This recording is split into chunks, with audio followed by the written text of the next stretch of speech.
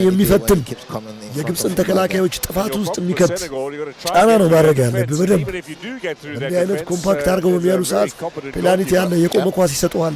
ዲፍሌክሽን ራሳቸው ላይ የሚያገቡበት ነገር ይበዛል። ግን ምን ሲሆን ነው በደንብ አስጨናቂ ጫና። ሌላ ኳስ ወደ ኋላ ተመለሰ። ኒያካቴ ሞሳኔ ኒያካቴ ዩቲዩብ ላይ ያላችሁ አድማጭ ተመልካቾቻችን ላይክ ይደረግ። ላይክ የመጨረሻዎቹ 14 ደቂቃዎች አጓጊ ናቸው። ሴኔጋል ወይስ ግብፅ ወደ ቀጣዩ ዙር ማን ያልፋል የሚለው ጠባቂ ነው። ሌላ ኳስ ኤድሬሳ ገናኬ የኤቨርተን አማካኝ ሳዲዮ ማኔ ሰነጠቀ።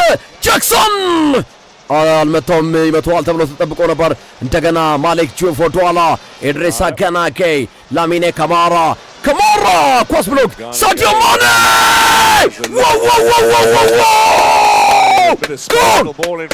ሳዲዮ ማኔ የግብፅን መረብ ወሰወሰው። በመጨረሻም በጠሰው እንጂ ግርሜ ሳዲዮ ማኔ ወሰወሰው።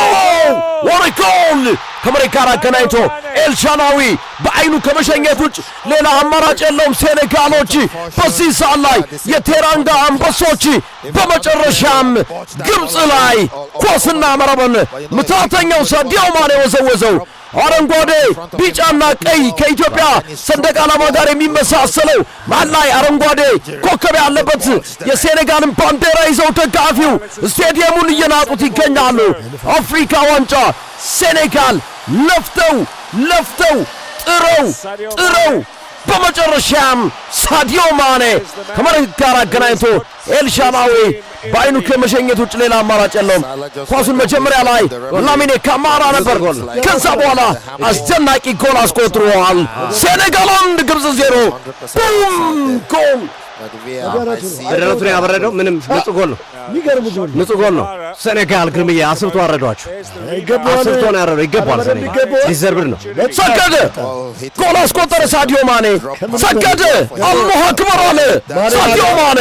ማግባቱ ደግሞ በጣም አስፈላጊ ነው። የሴኔጋል ቆነጃጅቶች ጸጉራቸውን እያዘናፈኑ ተቃቀፉ። አልሃጂ ጁፍ ወሰወሰው። በዚህ መልኩ ደስታውን የቀድሞው የሊቨርፑል ተጫዋች የቀድሞው ሴኔጋላዊ ኮከብ አልሃጂ ጁፍ ጎሉ ከተቆጠረ በኋላ በዚህ መልኩ ደስታውን ገለጸ። ዋው! አሁን ግብጾች ምላሽ ይሰጣሉ ወይ? አብረን እናየዋለን። አሁን ይደምቃል። ሳዲዮ ማኔ ተነሱ አለ ሳዲዮ ማኔ። ተነሱ ሴኔጋል። ጌት አፕ ስታንድ አፕ።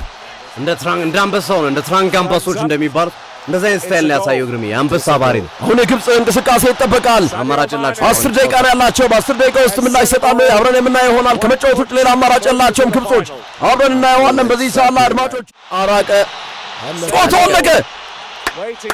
አለቀ። ሴኔጋል ለፍጻሜ ማለፏን አረጋገጠች። ግብፅ ተሸነፈች 1-0። አበዱ ግብጾች። ሳዲዮ ማኔ ተረጋጓለ።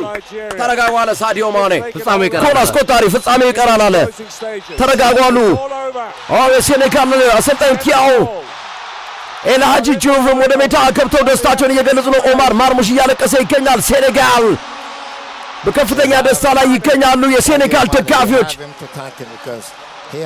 ሙሐመድ ሃኒን እያየነው እንገኛለን።